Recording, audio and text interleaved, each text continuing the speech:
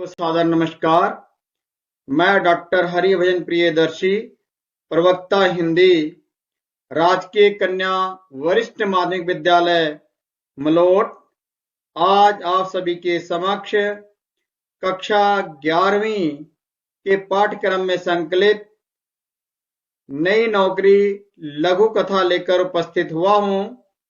प्यारे बच्चों, जिस प्रकार हमने बाकी अन्य पाठों का अध्ययन किया है, ठीक उसी प्रकार आज हम लघु कथा को पढ़ेंगे और लघु कथा का प्रारंभ कैसे हुआ इसके बारे में जान लें। जो लघु कथा है, क्योंकि समय बदल रहा है, लोगों के पास समय नहीं है और समय ना होने के कारण लोग अब उपन्यास जैसे बड़ी पुस्तकों का अध्ययन नहीं कर पा रहे हैं और उसी के लिए कहानी उपन्यास का छोटा रूप आया और कहानी भी पढ़ने के समय नहीं मिला, तो अब लघु कथा लेखन प्रचलित हुआ और इसलिए आजकल लघु कथा भरपूर मात्रा में लिखे जा रहे हैं, क्योंकि छोटी सी कथा जो एक मार्मिक उद्देश्य को प्रस्तुत कर जाती है। तो जैसा कि नाम है नई नौकरी लघु कथा, तो आज हम लघु कथा नई नौकरी के बारे में प्यारे बच्चों पढ़ेंगे सविस्तार। प्यारे विद्यार्थियों, जो आप ये छायाचित्र देख रहे हैं, ये नई नौकरी के लेखक विनोद शर्मा जी हैं, जिन्होंने बहुत सारी लघु कथाएं लिखी हैं और उनमें से इनका जो सर्वश्रेष्ठ लघु कथा है वो नई नौकरी है। तो आओ हम सर्वप्रथम इनके जीवन वृत्त के बारे में सविस्तार।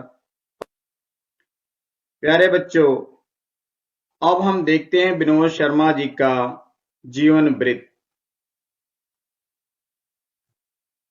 अभी ये जीवित हैं, सेवानिवृत्त हो चुके हैं, आजकल कनाडा में हैं। तो विनोद शर्मा का जन्म फिरोजपुर जिला के फाजिल्का नामक स्थान पर 18 जनवरी 1956 को हुआ। आप मेधावी छात्र थे जब पढ़ते थे। 5वीं में जिला छात्रवृत्ति परीक्षा में तृतीय स्थान प्राप्त करने के बाद आपने मैट्रिक परीक्षा भी राष्ट्रीय मेरिट छात्रवृत्ति में उत्तीर्ण की है। इसी बीच आपने प्रभाकर की परीक्षा भी पास की। एमए हिंदी परीक्षा विश्वविद्यालय पटियाला से की और विश्वविद्यालय में द्वितीय स्थान पर रहे। तत्पश्चात बीएड व एमएड की परीक्षा भी पास की। तो ये इनका जन्म वृत्त और शिक्षा योग्यता के संबंध में हमने पढ़ा। आगे पढ़ते हैं। विद्यार्थी जीवन में ही युवा समारोहों में, संगोष्ठी, कविता उच्चारण प्रतियोगिताओं में विशेष स्थान प्राप्त करते हुए ऑल इंडिया रेडियो के युवानी कार्यक्रम में भी भाग लिया।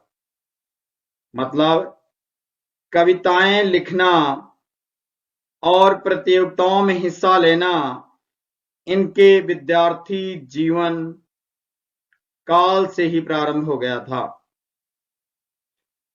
कॉलेज स्तर पर भी आपने संपादन का कार्य किया। आपने DAV college of education Abohar में मुख्य छात्र संपादक के तौर पर प्रशंसनीय कार्य किया।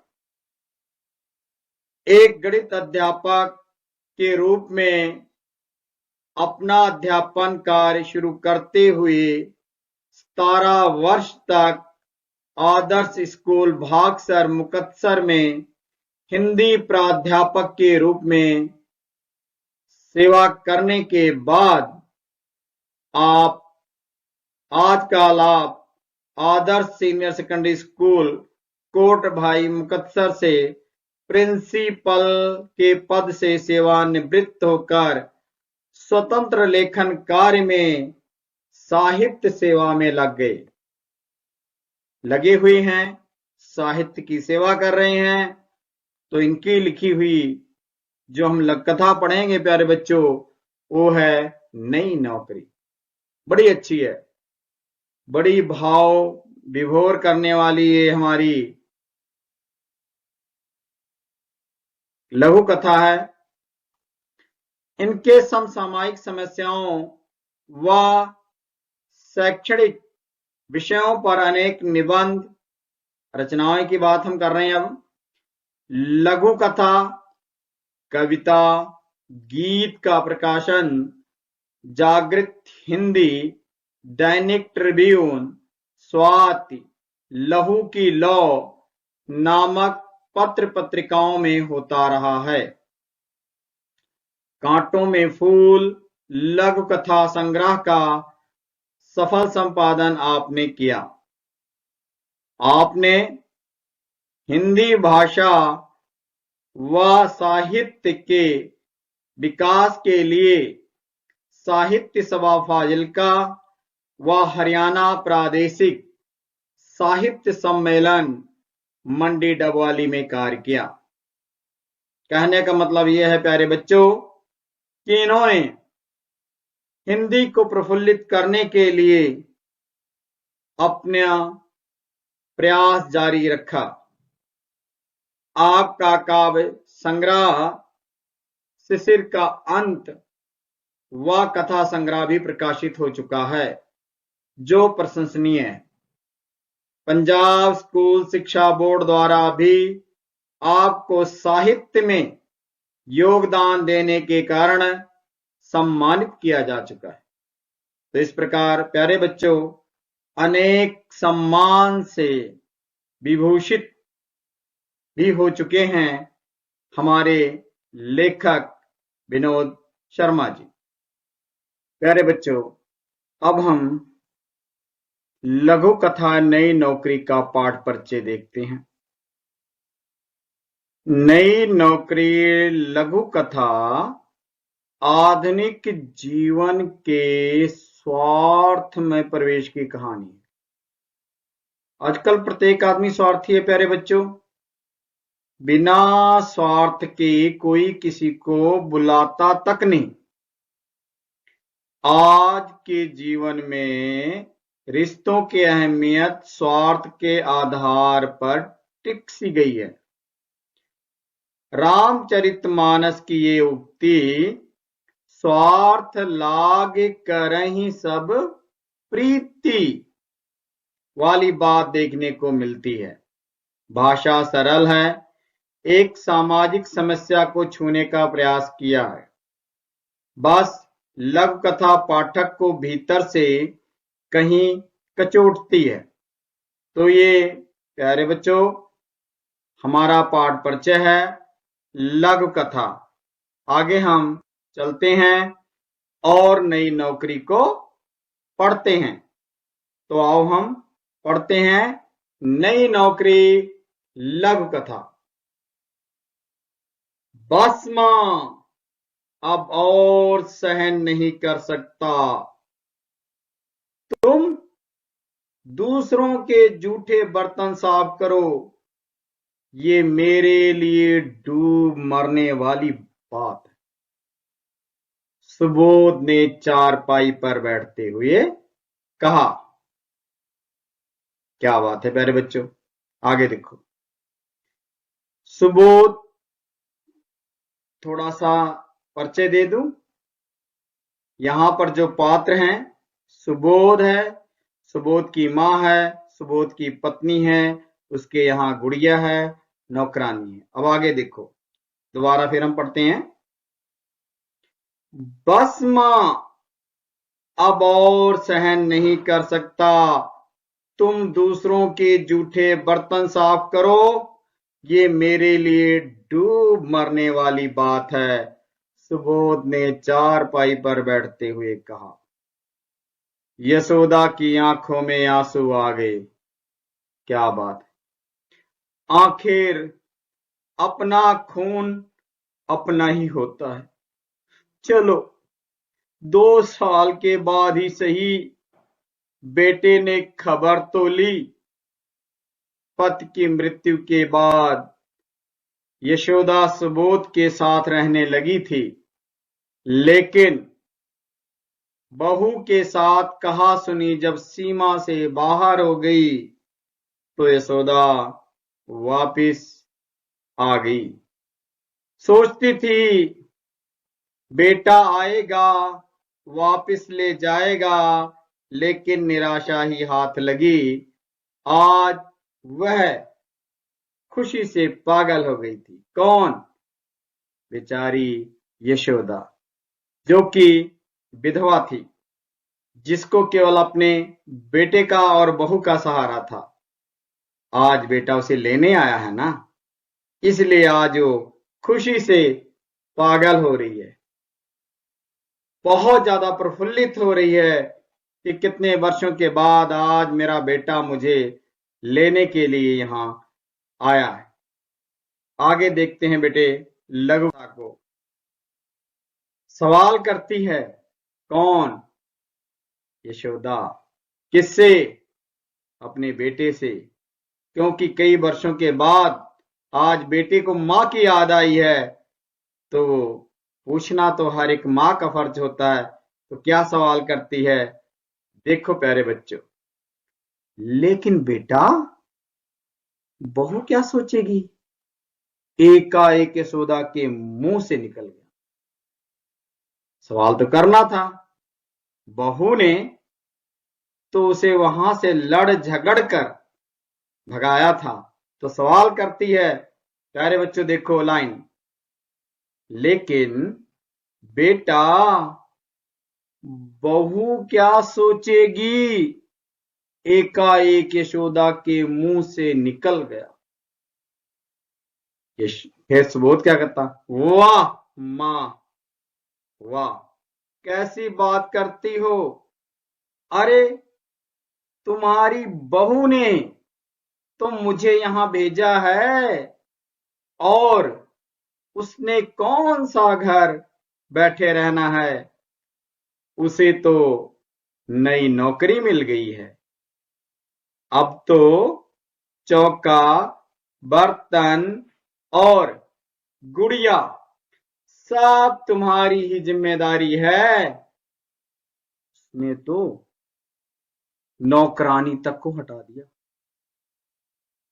सुबोध ने मुस्कुराते हुए कहा। कैसे कहा? उसने तो नौकरानी तक को हटा दिया। सुबोध ने मुस्कुराते हुए कहा। लेकिन यशोदा सन्न सी रह गई। एकाएक उसकी सारी प्रसन्नता लुप्त हो गई। उसे लगा जैसे उसे दूसरी जगह नौकरी मिल गई। यशोदा सन्न रहने ही थी। क्यों? क्योंकि हैरान हो गई, कितनी खुश थी। और जब उसने यशोदा के मुख से सुना कि अब तो चौका, बर्तन और गुड़िया सब तुम्हारी ही जिम्मेदारी है, उसने तो नौकरानी तक को हटा दिया है। सुबोध ने मुस्कुराते हुए जब ये कहा तो सन्न सी रह जाती है। प्यारे बच्चों, ये थी हमारी लघु कथा नई नौकरी। आप चलते हैं। अब इस लघु कथा को हमारे विद्यार्थियों ने मंचन किया, ताकि आपको ये नई नौकरी अच्छी तरह से समझ आ जाए। तो हम अब इस नई नौकरी को देखते हैं। आज जो लघु कथा हम पढ़ रहे हैं और अच्छी तरह से आपको समझ में आ जाए, उसके लिए मेरे स्कूल की छात्राएं इस नई नौकरी लघु कथा का मंचन करने जा रही हैं। आप इसे देखेंगे तो आप सभी को नई नौकरी लघु कथा बहुत ही अच्छी तरह से समझ में आ जाएगा। आपके समक्ष प्रस्तुत है नई नौकरी लघु कथा का मंचन। अरे बस माँ, अब और समय नहीं कर सकता। तुम दूसरों के जूठे बर्तन साफ करो, यह तो मेरे लिए डूबकर मरने वाली बात है। चलो 2 साल बाद ही सही, कम से कम मेरे बेटे ने मेरी खबर तो ली, वरना इसके पिता की मृत्यु के बाद तो जैसे मेरा हाल बुरा ही हो गया था। ओ माँ, घर का काम तो ठीक से कर लिया करो। कल खाना आपने कितना बेकार बनाया था और मुझसे घर के काम करने की उम्मीद तुम कैसे कर सकते हो? पर बहू, अब मैं तो बूढ़ी हो चुकी हूँ। अब मैं बूढ़ी हो चुकी हूँ और मेरे इस बूढ़े शरीर से घर का इतना सारा काम नहीं होता है। मैं तुम्हें अपने साथ रखती हूँ, 2 वक्त का खाना देती हूँ और तुम इतना सा काम नहीं कर सकती। अगर आपसे घर का काम नहीं होता तो मुझे बता दीजिए, मैं नई नौकरानी रख लूंगी। और आपका क्या, आप घर छोड़कर अपने गाँव चले जाइए। सुबह जी से मैं बात कर लूंगी। ठीक है बहू, तो मैं अपने गांव जाकर जैसे तैसे लोग घर के झूठे बर्तन धो के अपना गुजारा कर ही लूंगी। तो मैं कल ही अपने गांव के लिए निकल जाऊंगी। तो ठीक है, आप चले जाइए। ठीक है बहू।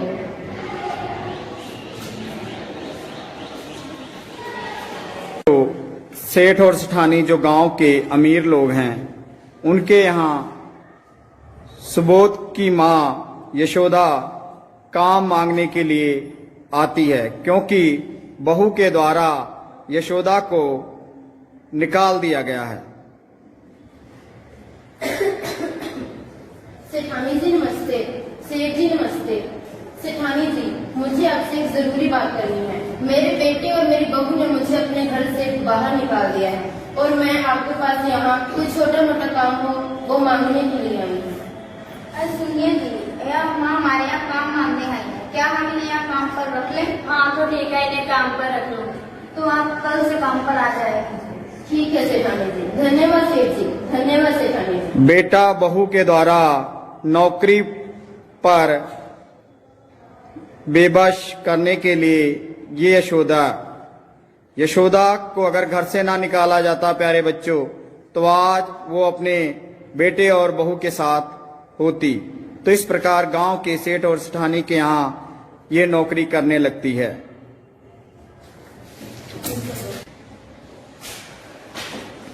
अरे यार, कैसी मार्किंग मिली है? 2 से 3 साल हो गए मुझे यहाँ पे काम करते, अभी तक मार्किंग में मेरी पगार नहीं बढ़ाई। आने दो मार्किंग को, आज बात करती हूँ। अरे मार्किंग रुको, मुझे आपसे कुछ जरूरी बात करनी है। कहो। मुझे यहाँ पे 2 से 3 साल हो गए काम करते, लेकिन अभी तक आपने मेरी पगार नहीं बढ़ाई। आपकी कम पगार से मेरा घर का गुजारा करना मुश्किल हो गया, कृपया आप मेरी पगार बढ़ा दीजिए। घर का काम तो तुम ठीक से करती ही हो और पगार बढ़ाने की बात करती हो। अगली बार तुमने मुझसे पगार बढ़ाने की बात की, मैं तुम्हें नौकरी से निकाल दूंगी। ठीक है मालकिन, मैं आपसे अच्छी जगह पे नौकरी करूंगी। तो ठीक है, तुम चली जाओ, मैं नई नौकरानी रख लूंगी।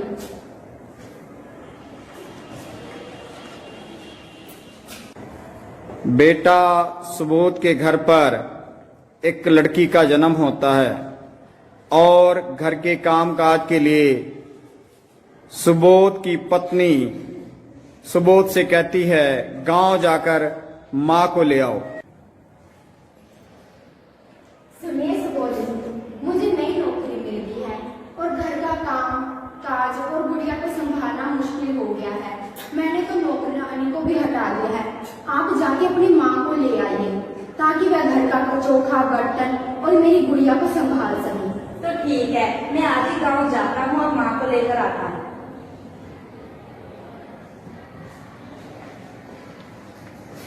तो अब सुबोध जाता है अपनी माँ के पास। लेकिन बेटा, बहू क्या सोचेगी कि तुम मुझे अपने घर लेने आए हो? अरे माँ, कैसी बात कर रही हो? तुम्हारी बहू ने तो मुझे यहाँ भेजा है और उसे कौन सा घर पे बैठा रहना है? उसको तो नौकरी मिल गई है और अब घर का चौका बर्तन गुड़िया सब तुम्हारी जिम्मेदारी है। क्या? उसने तो नौकरानी तक को भी हटा दिया है। क्या? हाँ, उसने तो नौकरानी को हटा दिया है। यशोदा ये सुनकर कि बहू ने नौकरानी तक को हटा दिया है और मुझे नौकरानी के बदले ही सुबोध को मेरे पास भेजा है, ये सुनकर जहां वो खुश हुई थी कि मेरा बेटा मुझे लेने आया है, सन्न सी रह जाती है। उसकी सारी प्रसन्नता लुप्त हो जाती है। उसे लगा जैसे दूसरी जगह नौकरी मिल गई। तो ये हमारे विद्यालय की छात्राओं ने नई नौकरी लघु कथा का मंचन किया, जो कि ना केवल आज किसी एक परिवार की बल्कि पूरे भारतवर्ष की समस्या है कि मां का पालन पोषण करने की बजाय बहुएं अपनी सास को, बेटा अपनी मां को घर से बाहर निकाल देता है और माएं विवश होकर वृद्धा आश्रम में जा रही हैं। तो प्यारे बच्चों, ये मंचन किया हमारे विद्यालय की छात्राओं। तो ये थे राजकीय कन्या वरिष्ठ माध्यमिक विद्यालय मलोट की छात्राएं, जो नई नौकरी लघु कथा का बड़ा ही सुंदर चित्रांकन किया है, मंचन किया है। यशोदा की भूमिका बिटिया मनीषा ने निभाया, नौकरानी की भूमिका निशा ने, सुबोध की भूमिका लवप्रीत कौर ने, बहू की भूमिका नंदनी ने, सेठानी की भूमिका राजलक्ष्मी और सेठ की भूमिका निभाई है दिया बिटिया ने। तो इस प्रकार हमने ये देखा कि आज बेटे अपनी मां को, बहू अपनी सास को अपने साथ नहीं रख रहे हैं, जिसके परिणाम स्वरूप वृद्धा आश्रम दिन प्रतिदिन बढ़ते जा रहे हैं। मां से या पिता से मिलने के लिए अगर वो जाते हैं वृद्धा आश्रम, तो उसके पीछे उनका स्वार्थ होता है। यदि वे सरकारी नौकरी कर रहे हैं तो पेंशन लेने के लिए जाते हैं, अगर जमीन जायदाद है तो उसको लिखवाने के लिए जाते हैं। धन्यवाद।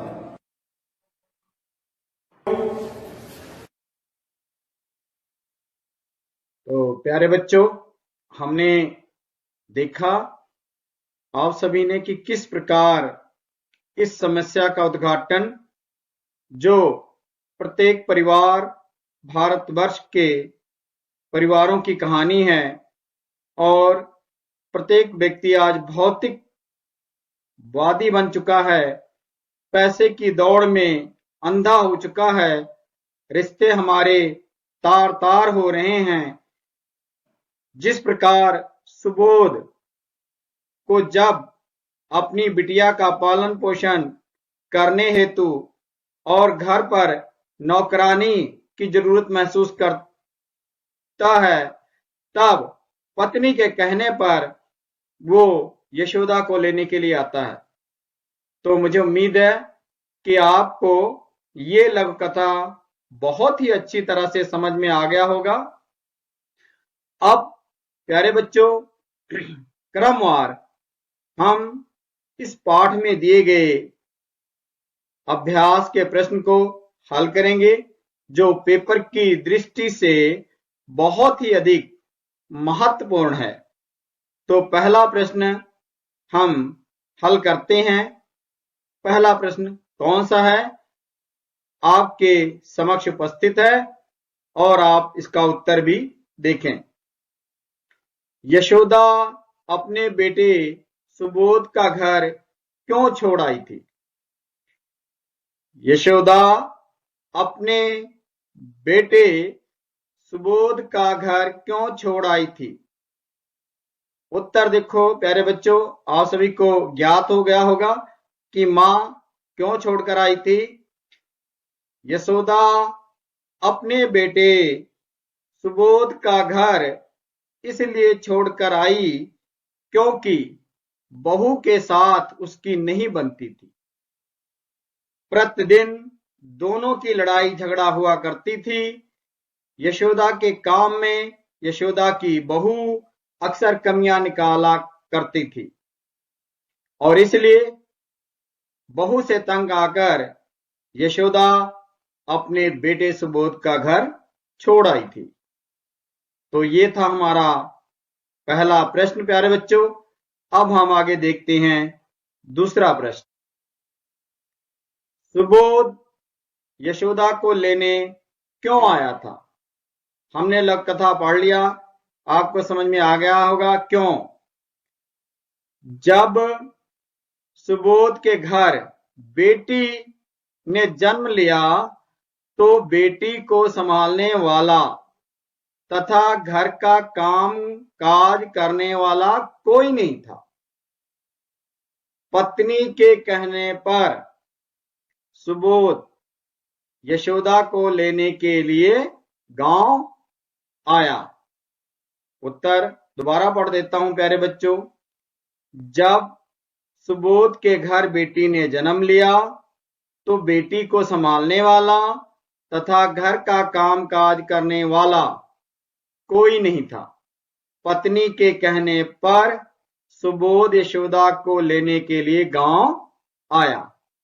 अब हम अन्य प्रश्न की ओर चलते हैं प्यारे बच्चों और उसको पढ़ते हैं। नई नौकरी लघु कथा आज के टूटते परिवारों और भौतिकवादी प्रवेश की कहानी है। स्पष्ट करें इसके बारे में। उत्तर देखें प्यारे बच्चों। नई नौकरी लघु कथा आधुनिक जीवन के स्वार्थ में प्रवेश की कहानी है। बिल्कुल सही है। आज के जीवन में रिश्तों की अहमियत स्वार्थ के आधार पर टिकी है।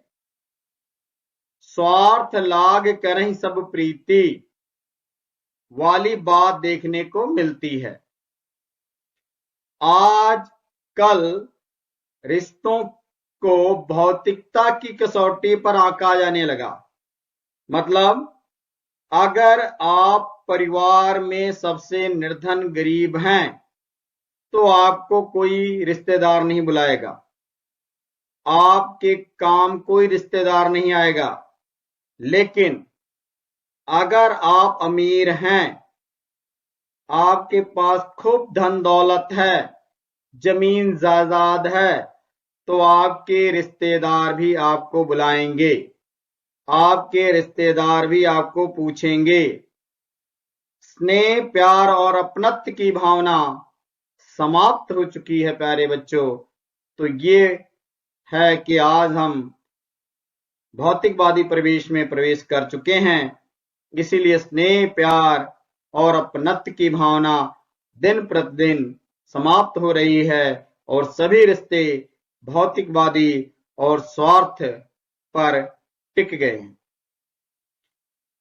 मुझे उम्मीद है कि आप सभी को नई नौकरी लघु कथा बहुत अच्छी तरह से समझ आ गई, प्रश्न उत्तर भी समझ में आ गया। प्यारे बच्चों, यहीं आज इस पाठ का समापन करेंगे, लेकिन जाते वक्त आप सभी को मेरा एक संदेश है।